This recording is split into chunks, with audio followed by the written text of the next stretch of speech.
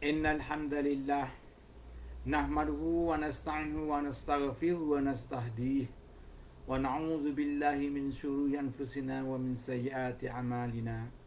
Man yahdihillahu fala mudilla lahu wa man yudlil fala hadiya lahu. An la ilaha illallah wahdahu la syarika lah wa ashhadu anna Muhammadan abduhu wa rasuluh. Ya ayyuhallazina amanu taqullaha haqqa tuqatih wa la tamutunna illa wa antum muslimun. Ya ayyuhallazina amanu taqullaha wa qulu qawlan sadida yuslih lakum a'malakum wa yaghfir lakum dhunubakum wa man yuti'illaha wa rasulahu faqad faza fawzan 'azima.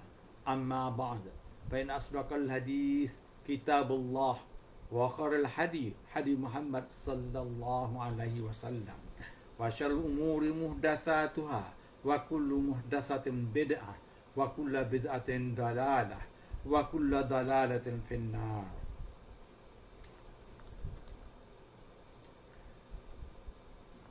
Pertamanya bersyukurlah kita kepada Allah SWT dalam keadaan sebegini masih diberi peluang kepada kita, diruang kepada kita untuk kita bertemu, untuk kita mempercakapkan, untuk kita saling ingat mengingati, terutamanya dalam buku yang saya bawa ini, iaitu Alam Kematian, Alam Akhirat dan juga Kiamat. Pada kali ini kita akan teruskan tajuk kita mengikut turutan, dan sebelum pada itu saya ucapkan berbanyak-banyak terima kasih kepada surau Bandar Puteri ini, surau Masjid Puteri ini yang masih memberi peluang kepada saya untuk bertemu dengan tuan-tuan dalam online ini. Dan kita berharap, terutama diri saya, sentiasa dapat bertemu dengan tuan-tuan, bertemu dengan tuan, untuk sama-sama kita mengingat, contoh sekali, yang pentingnya ialah saya ingatkan diri saya sendiri dan kita berkongsi buku ini selama mana dibenarkan untuk bertemu dengan jemaah surau ini.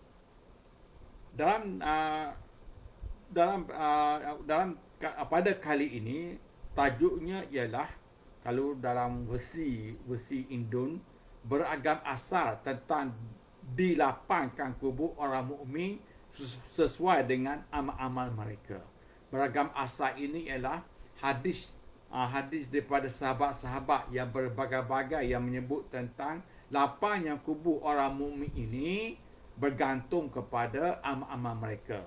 Dalam versi Melayu, tajuknya senang saja, luas kubur orang beriman bergantung kepada amal soleh. Itulah, tak kiralah versi Indon ke versi Malaysia ke, membawa erti kubur kita ini, insya-Allah kubur kita semua ini akan menjadi luas bergantung kepada amal soleh kita. Dia apa-apa pun, yang pertama ialah keimanan. Asyhadu an la ilaha illallah. Itu kan, wa asyhadu anna Muhammadar Rasulullah. Keimanan. Bermakna orang kafir, orang Islam tak sama. La yastawi ashabun nari ashabul jannati humul faizun.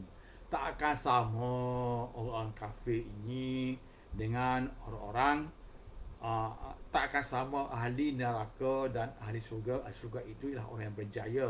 Orang berjaya itu ialah berjaya dengan keimanan. Sepanjang hidupnya penuh dengan keimanan kepada Allah, sepanjang hidupnya penuh dengan amalan soleh.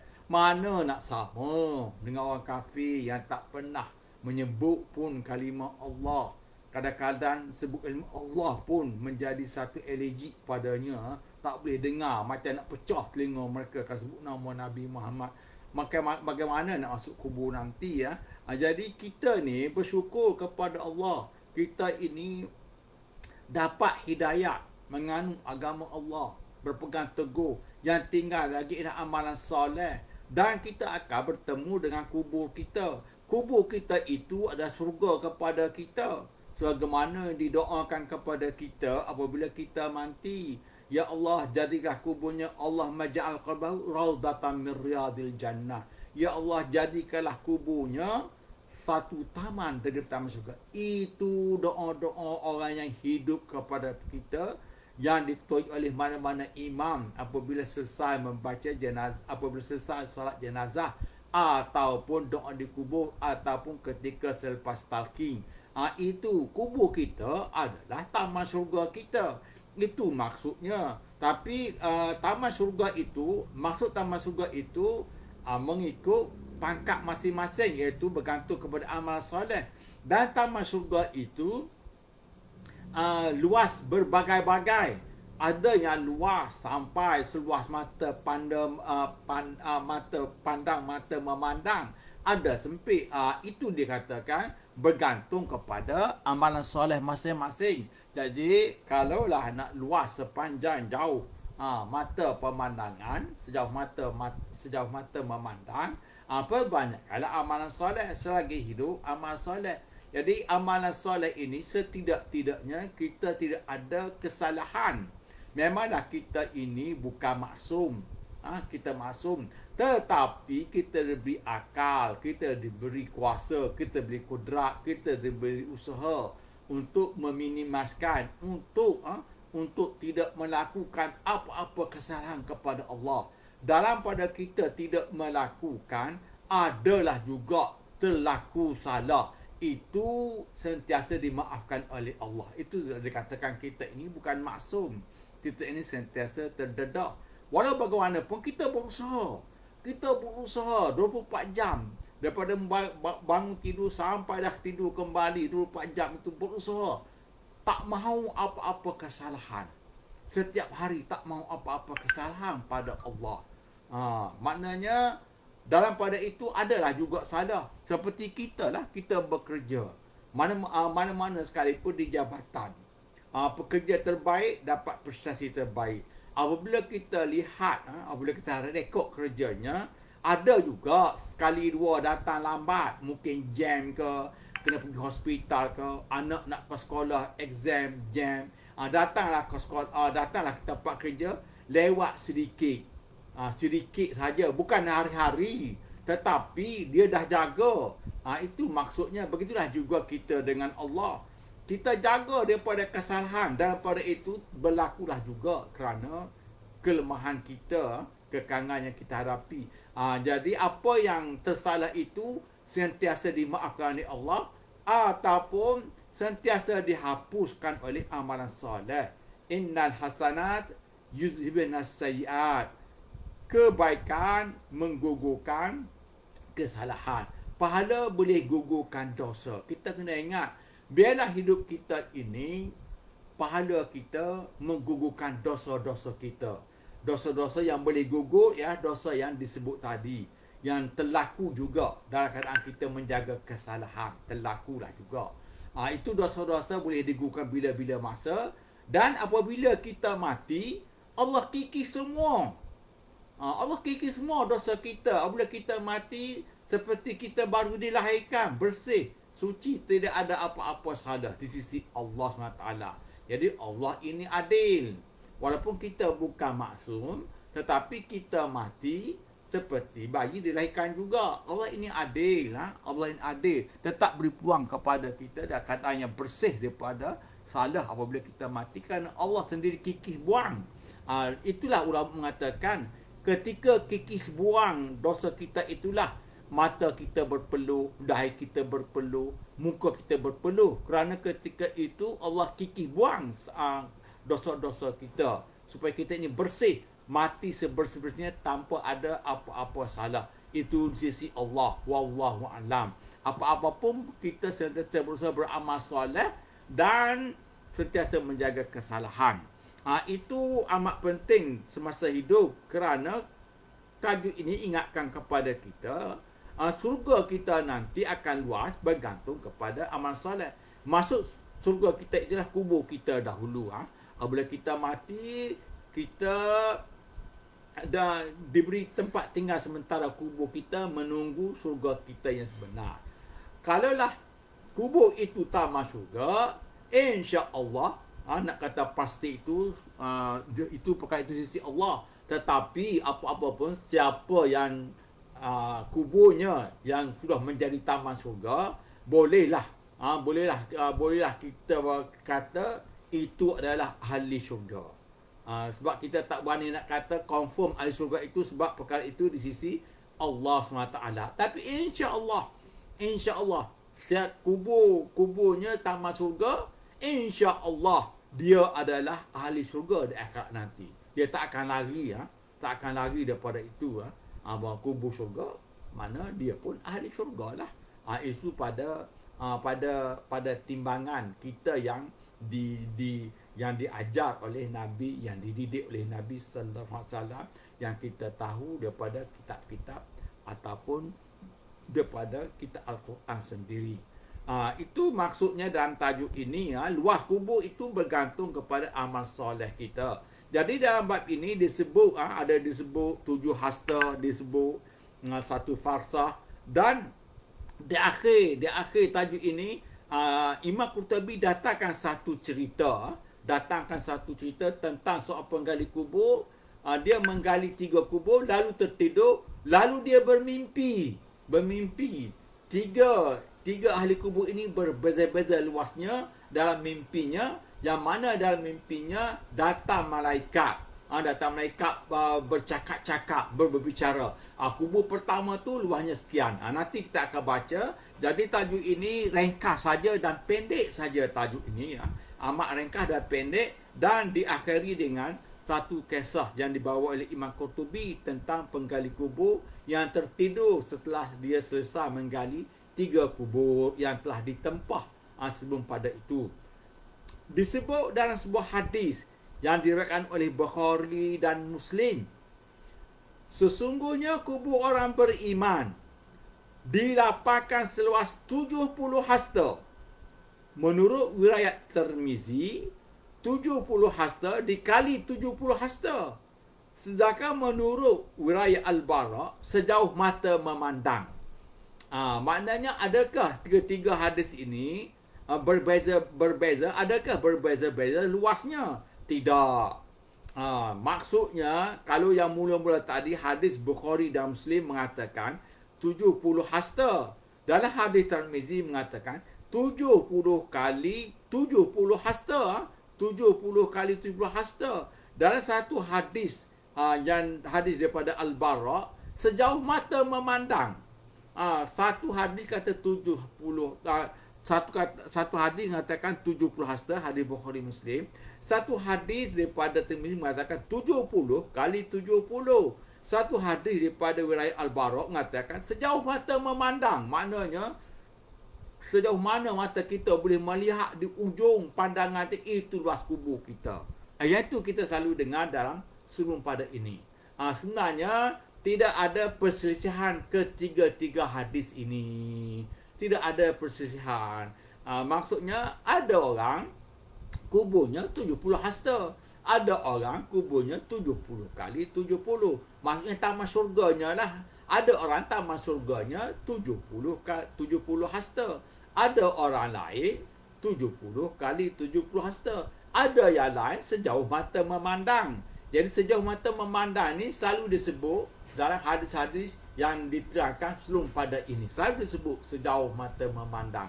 Selepas selesai bicara muka dan nakir, kuburnya dilapangkan sejauh mata memandang. Maknanya kubur telah berubah menjadi syurga. Jadi kubur ini akan berubah menjadi taman syurga selepas selesai berbicara dengan munkar dan nakir. Selepas kita boleh jawab semua, ma rabbuka wa ma nabiyyuka wa ma kitabuka, apa kitabmu, apa kiblatmu, siapa bapakmu, siapakah lelaki ini, kita boleh jawab semua. Kubur pun berubah menjadi taman syurga sejauh mata memandang. Itu yang selalu kita dengar. Walau bagaimanapun disimpulkan di sini dalam hadis ini ialah bergantung kepada amal soleh kita. Jadi di mana kita ni? Kita yang masih hidup ini, di mana? kita masih hidup ini diberi peluang. Alhamdulillah, selagi masih ada, selagi itulah ada peluang untuk luas sejauh mata memandang. Kita ialah kita mahu yang terbaiklah untuk diri kita, dan hendaklah kita lakukan yang terbaik untuk diri kita. Bagaimana kita nak dapat yang terbaik kalaulah kita tidak melakukan yang tidak terbaik? Saya sentuhlah sedikit. Selalu diingatkan dalam Al-Quran, amalan soleh ni ialah bersedekah, memberi makan kepada orang yang anak yatim, ataupun beri makan kepada orang yang memerlukan. Itu selalu disebut. Selalu disebut, dan jangan sekali-kali herdik orang yang meminta. Wa wajadaka dhalan fahada wa wajadaka ailan fa'agna fa'ammal yatima fala taqhar wa ammas sa'ila fala tanhar. Orang yang meminta janganlah kamu halau, maki, herdik, marah. Kalau nak bagi, bagi. Kata nak bagi, diam ajalah. Wa amma bi ni'mati rabbika fahaddis. Mana yang kamu ada itu hendaklah kamu sebut-sebut untuk bersyukur. Wa amma bi ni'mati rabbika fahaddis. Mana yang kamu dapat itu selalu kamu sebut-sebut sebagai bersyukur kepada Allah. Jadi ada dalam satu maksud hadis mengatakan ketua amalan soleh dengan antara kita dengan orang lain ini ialah sedekah. Siapa yang banyak sedekah, maknanya besarlah maknanya besarlah amalan solehnya nanti. Banyak bersedekah, banyak tolong orang. Kita berhenti di situ yang tu, kita sambung di sini. Jadi hadis tadi, kita mahu yang terbaik untuk diri kita, kita hendaklah melakukan yang terbaik untuk diri kita. Sebab kita mahu yang terbaik dalam kubur kita. Kita bukan setakat nak 70x70, kita nak yang sejauh mata memandang. Walau bagaimanapun, tunggulah giliran kita nanti. Apa-apa pun, insya-Allah. Insya-Allah kita semua ni, kita semua ini yang selagi ada keimanan dan ada amalan soleh, insya-Allah kita semua sejahtera dalam kubur kita sebagai taman-taman syurga kita seluas mata memandang. Allah akan beri kepada kita dengan kita beribadat kepada Allah dengan penuh ketaatan. Taat di situ ialah kita tak pernah berputus asa taat kepada Allah sehinggalah kita mati. Tak pernah. Taat maknanya taat betul-betul. Terutama sekali solat fardu. Taatnya kepada solat fardu itu sampailah ke mati. Kita sambung lagi. Diriwayatkan oleh Ali bin Ma'bad dari Mu'azzah bahawa ia berkata, aku bertanya kepada Siti Aisyah, isteri Nabi sallallahu alaihi wasallam. Dia tanya kepada Siti Aisyah radhiyallahu anha, tolong ceritakan kepada kami bagaimana keadaan kubur kami. Aisyah menjawab, jika ia orang beriman, maka kuburnya akan dilapangkan seluas 40 hasta. Tadi kita dengar 70 hasta. Tirmizi kata 70 kali 70. Barak kata sejauh mata memandang. Aisyah apabila ditanya bagaimana kubur kita nanti, Aisyah jawab 40 hasta. 40 hasta ni luar mana aja. Tetapi 40 hasta itu di alam barzah, tuan-tuan, bukan di alam ini. 40 hasta tu kita tak tahu. Boleh jadi 40 hasta itu maksudnya sejauh mata memandang. Boleh jadi juga. Kita tak tahu, wallahu a'lam. Jadi apa-apa pun hadis ini tidak bercanggah satu sama lain kerana semua itu bergantung kepada amalan soleh kita. Keimanan dan amalan soleh kita. Mungkin kita sejauh mata memandang, insya-Allah itulah yang kita mahukan untuk diri kita yang terbaik. Apa-apa pun 40 hasta pun, kalaulah dapat 40 hasta pun, itu adalah sejauh sedapat yang kita dapatlah. Apa yang kita buat selama ini, dapat banyak itu 40 hasta, itu pun dah sejahtera. Sebab 40 hasta pun tetap taman daripada taman syurga. Walaupun sempit, tak adalah yang mengganggu ketika kita rehat.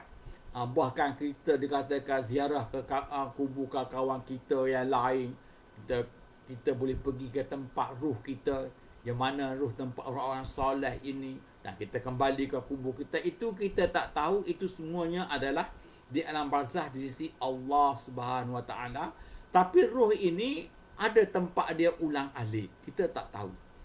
Ada tempat dia pergi, sebab ruh ini seperti alamnya, kalau orang mati syahid, ada tempatnya. Kalau yang tertinggi sekali ialah para nabi-nabi. Itu kita akan sampailah tajuknya nanti, di manakah nabi-nabi ini di sisi Allah apabila mereka semuanya wafat. Setelah mereka wafat. Jadi hadis daripada Aisyah ini kata 40 hasta. Itu dikatakan, itu maksudnya berbeza-beza, itu semua bergantung kepada amalan soleh kita. Imam Qurtubi mendengar, ini cerita yang saya sebutkan tadi. Imam Qurtubi bawa satu cerita tentang orang penggali kubur yang tertidur. Jadi Imam Qurtubi kata, saya mendengar cerita seorang ulama. Jadi cerita Imam Qurtubi yang bawa di sini bukanlah cerita rekaannya. Cerita ini daripada ulama, kawan, sahabat ulamanya. Jadi dia bercerita. Jadi Imam Qurtubi ini dia karang buku ini, lalu dia masukkan cerita sahabat ulama yang cerita padanya. Saya mendengar cerita seorang ulama, suatu hari seorang penggali kubur tinggal di sebuah perkuburan di Mesir, sedang menggali 3 kubur sekaligus apabila ditempah keluarga yang meninggal. Setelah selesai, dia keletihan dan kepenatan, lalu dia tertidur. Dalam tidurnya itu dia bermimpi. Dan tidur itu dia bermimpi melihat ada 2 malaikat datang di dekat kubur yang digalinya. Pertamanya, kubur yang pertama tadi, salah seorang dari mereka berkata kepada temannya, tulis 1 farsah dikali 1 farsah. Itu kubur pertama. Jadi dia dengar, datang malaikat. Tulis kubur ini luasnya 1 farsah kali 1 farsah. Farsah ni lebih kurang 8-10 kilometer lah. Ukuran zaman dahulu. Kita ni dah berjalan jauh, dah 1 farsah. Maknanya lebih kurang 8 hingga 10 kilometer. Maknanya kubur pertama tu, malaikat tu kata tulis kubur ni luasnya ialah 1 farsah. Kemudian mereka menghampiri kubur kedua pula. Selepas kubur pertama, dia dengar mereka kata kubur ini macam 1 farsah. Kubur kedua pula tulis kubur kedua ini sebanyak 1 mil, maknanya 1 batu. Luasnya 1 batu, maknanya sedikit kurang daripada yang pertama. Sebab satu pertama 1 farsah, yang kedua ni 1 mil, maknanya 1 batu. Kemudian mereka kedua ini pergi ke kubur yang ketiga pula. Jadi salah seorang tu kata tulis yang ketiga ini 1 fatrah. 1 fatrah ini ialah 1 jengkal saja. 1 jengkal je.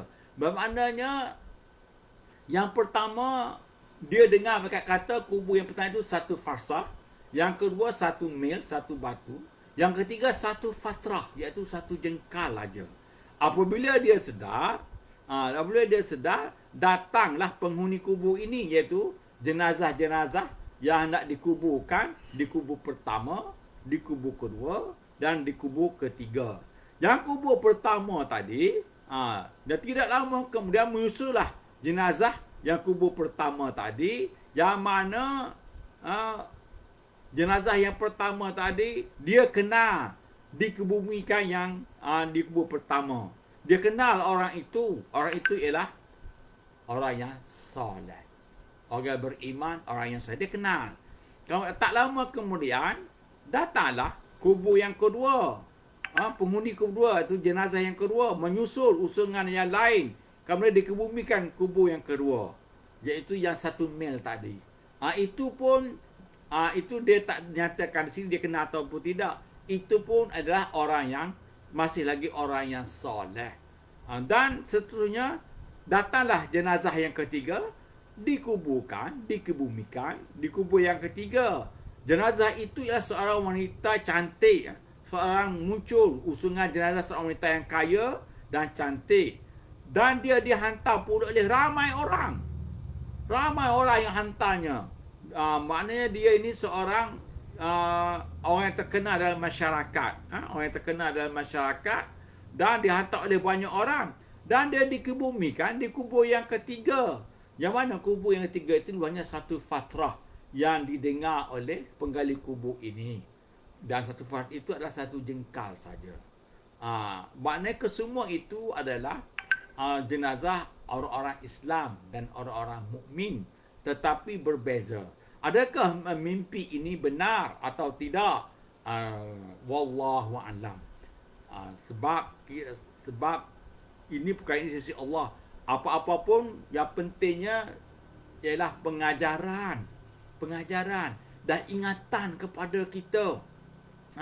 Walaupun mimpi itu kita tak tahu benar atau tidak, Imam Qurtubi tak reka cerita. Tapi Imam Qurtubi kita kena ingat, dia bawa cerita ini kerana setelah dia bawa hadis-hadis yang mengatakan kubur ini berbeza-beza, luas, bergantung kepada amalan. Dan mimpi itu seperti menerangkan apa yang berlaku dalam kehidupan kita ini, apa yang tak kena sehingga kuburnya jadi sempit, apa yang baiknya sehingga kubur yang luas, apa yang terbaiknya sehingga kuburnya seluas mata memandang. Itu yang utama kepada kita, yang penting kepada kita. Sebab kita semua mahu kubur seluas mata memandang. Seluas mata memandang, di ujung mata pandangan kita itu kita nampak pintu-pintu syurga yang melambai-lambai kita. Itu yang semua menjadi orang kata yang menjadi keinginan kepada kita dalam kubur kita nanti. Jadi mimpi itu kalau nak kira di sini benar tidak, itu terserah kepada Allah SWT, kepada penghuninya. Sebab dalam itu kita tak tahu. Tapi pengajaran yang kita ambil begitulah. Jadi taman syurga kita nanti berbeza-beza bergantung kepada amalan soleh kita. Itulah hidup.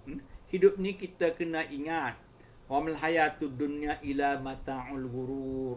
Kullu nafsin za'iqatul maut. Setiap yang bernyawa pasti akan mati. Dan diingatkan kepada kita kullu nafsin za'iqatul maut. Faman zuhziha 'anil nar wa udkhilal jannah faqad faz. Siapa summa tuwaffanu ujurakum yaumal qiyamah. Lalu disempurnakan pahala-pahala kita hari kiamat. Dan di surga ditunjukkan pada dalam kubur kita nanti, kita lihat aja, kita tak terima lagi, kita lihat kebahagiaan kita nanti yang akan kita akan dapat di akhirat. Itulah kubur. Dan siapa yang selamat daripada neraka dimasukkan surga, itulah orang yang berjaya.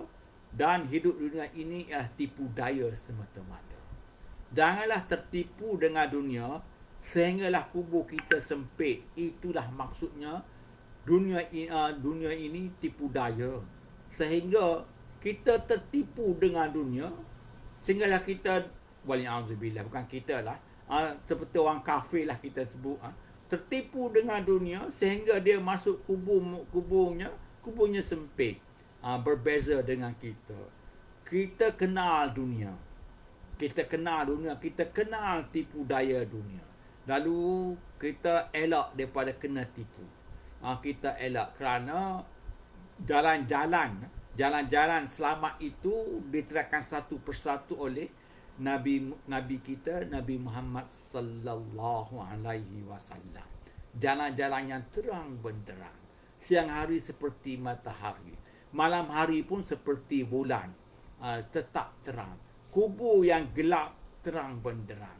Kubur yang sempit tetap luas sejauh mata memandang. Itulah jalan Nabi sallallahu alaihi wasallam kepada kita. Jangan sangat tertipu dengan dunia ini. Yang itulah diingatkan kepada kita. Dan kita fa'ina tashabun, ke mana kita nak pergi? Kita ini setiap langkah kita, kita menuju ke kubur kita. Setiap detik, setiap saat, setiap langkah kita, tak kira lah. Sekarang ini saya akan berganjak ke tempat lain. Adakah saya akan sampai ke tempat lain? Itu ditentukan oleh Allah. Sebab apa? Langkah itu menuju ke kubur masing-masing. Sebab itulah hidup ini diperintah kepada kita melakukan perkara baik sahaja. Jangan sekali-kali buat kesalahan. InsyaAllah kita semua ini sentiasa mendapat hidayah, sentiasa ringan tulang untuk melakukan kebaikan, sentiasa membenci dosa. Seperti mana ada satu doa maknanya, ya Allah, campakkanlah kecintaan amalan soleh kepada aku, dan campaklah kebencian kepada dosa seperti mana benci dicampakkan ke dalam neraka. Jadi selagi ada peluang, rebutlah peluang. Selagi ada peluang, rebutlah peluang. Selalu diingatkan kita ada 5 peluang. Sakit sebelum segar sebelum sakit, akhir muda sebelum tua, akhir sekali hidup sebelum mati. Akhir sekali hidup sebelum mati. Selalu diingatkan, dinyanyikan pula kepada kita. Itulah hidup kita dan kubur kita. Yang mana hidup ini menuju ke kubur masing-masing. Dan disediakan kepada kita ni yang beriman masalah ini, kubur itu adalah taman syurga. Taman syurga kepada kita. Hidup yang aman. Bukan nak hidup 1 hari 2 dalam kubur, tuan-tuan. Bukan. Bergantung kepada bila kiamat. Kalau 10,000 tahun lagi nak kiamat, 10,000 tahunlah dalam kubur. Itu yang diingatkan kepada kita. Semoga kita semua ini sentiasa mendapat hidayah daripada Allah, sentiasa berjalan di atas siratin mustaqim, yang kita selalu minta ihdinas siratal mustaqim. Itulah yang dapat saya sampaikan pada pagi ini dalam masa yang ringkas ini. InsyaAllah kita akan berjumpa lagi di lain masa. Tajuk yang lain pula, tajuk yang seterusnya ikut turutan. Apa yang baik itu adalah hidayah daripada Allah SWT. Apa yang buruk itu daripada saya yang kerdik ini, yang buruk ini. Semua maaf jika terkasar bahasa. Dan harapannya insya-Allah kita sentiasa dapat berjumpa, ingat-ingat sesama kita ini. Dan saya ucapkan terima kasih kepada surau Bandar Puteri ini, dan juga kepada terutamanya kepada Nazir, Biro Dakwah dan semua ahli jemaah surau Bandar Puteri ini. Sekian, Assalamualaikum warahmatullahi wabarakatuh. Kita tangguh sesi ini tasbih kafarah dan surah Wal-Asr. Subhanakallahumma bihamdik, asyhadu an la ilaha illa ant, astaghfiruka wa atubu ilaik. Bismillahirrahmanirrahim. Wal 'asr innal insana lafi khusr illa alladhina amanu wa 'amilus shalihat wa tawassaw bil haqq wa tawassaw bis sabr. Sekian, assalamualaikum warahmatullahi wabarakatuh.